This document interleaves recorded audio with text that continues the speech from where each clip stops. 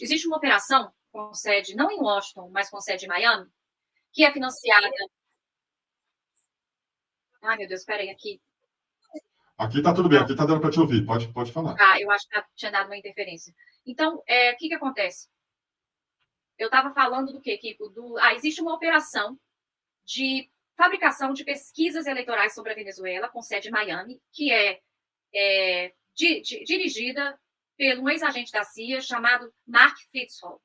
E eles recebem ali o financiamento do New Endowment for Democracy, CIA, recebem financiamento do Konrad Adenauer Stiftung, que é a fundação dos conservadores alemães, e, surpreendentemente, ao financiamento do Friedrich Ebert Stiftung, que é o SPD da Alemanha, os partidos sociais-democratas. Os sociais-democratas e os conservadores injetam dinheiro para que exista uma superprodução de pesquisas com relação ao resultado eleitoral da Venezuela. E começam a projetar essa nos grandes meios, porque isso você já vai criando a desconfiança, e já há 28 anos é o dia da marmota para a Venezuela. Eles já começam a falar que haverá, que Maduro está perdendo, Maduro vai perder, o outro está com 70%.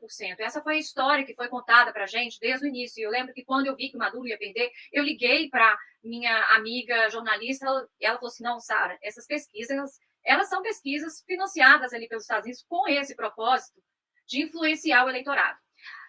Então, eu acho assim, não me diga que o Brasil e o presidente Lula não conhecem a história da Venezuela, não me diga que eles não conhecem a história de golpismo, que eles não saibam quem são essas pessoas reclamando uma fraude, uma possível fraude de 7 pontos. E se é fraude, seria 7 pontos?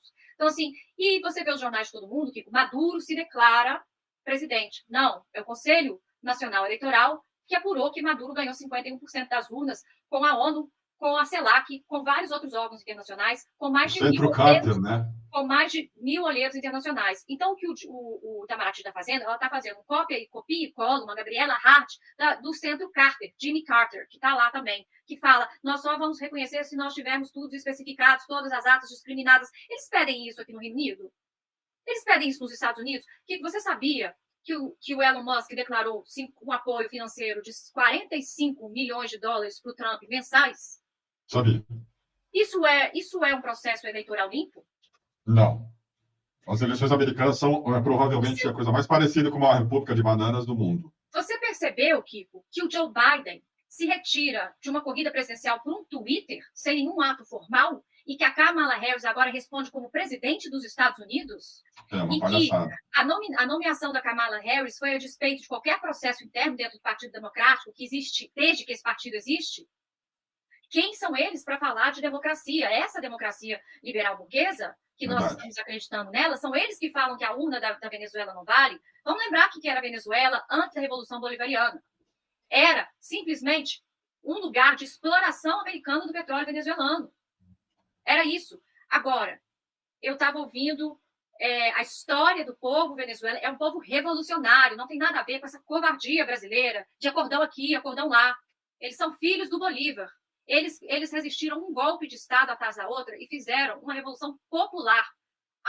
Eles resistiram embargos econômicos, que se tem calculado que só no ano de 2017 e 2018, 44 mil pessoas morreram com esses embargos. Morte direta dos embargos econômicos. Hoje são mais de 930 sanções contra a Venezuela, desse partido, desse mesmo país que se diz democrático, e diz que essas urnas não estão funcionando. É porque o embargo não funcionou, Kiko. Nem o embargo pôde deter a maior revolução latino-americana.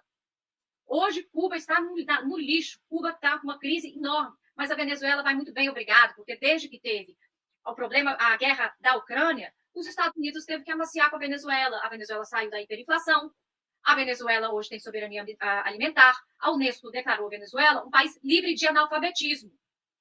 Então, aquilo que o Fidel falava, de que hoje milhões de crianças vão morrer, vão dormir com fome, abandonados numa rua, na Venezuela nenhum vai.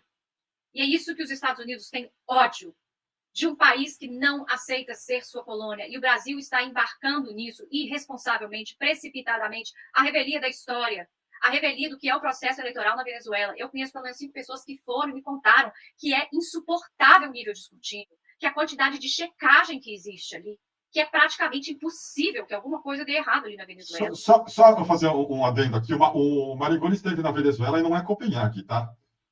É um país pobre, só para não fazer aqui de conta que nós estamos falando de um país rico e desenvolvido. Mas a culpa disso é enormemente dos Estados Unidos segundo o próprio Jeffrey Sachs admitiu. Eu passei um trecho de uma entrevista dele para o Democracy Now!, depois eu coloco de novo. Assim, tem problemas, né? Agora, nós temos os nossos também. Mas, por favor, continua. Bem, então eu vou lembrar para vocês que acham que Copenhague é uma maravilha, a maneira como os países escandinavos... Não, você disse que não tem pobre. É um país pobre, não é um país rico, assim, com uma desigualdade, mas que não uma é desigualdade gigantesca. É só isso que eu estou falando aqui, só para É um país pobre, mas não é um país modular. desigual. O Brasil é um país rico e é um país desigual. A Inglaterra é um país rico e é um país desigual. E eu não sei se... A Venezuela também, minha querida.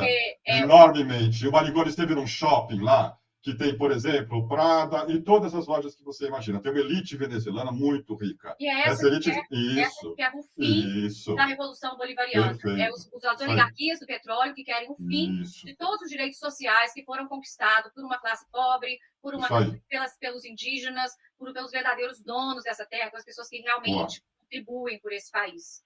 Então, e eu acho também, Kiko, que a gente tem que sair um pouco dessa perspectiva de que progresso é ter carro, é ter televisão, progresso é igualdade.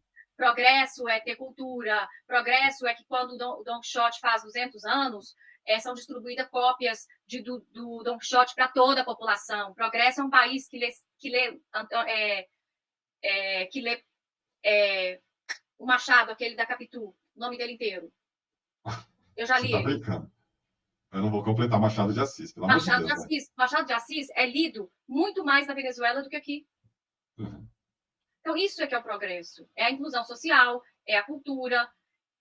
Então, assim, eu acho que se existem déficits democráticos na Venezuela, é um problema da Venezuela e dos venezuelanos. Perfeito. Não é um problema de se resolver através de golpismo fomentado pela CIA, fomentado pelos Estados Unidos, pela grande mídia. Não é essa a crítica que tem que ser feita à Venezuela.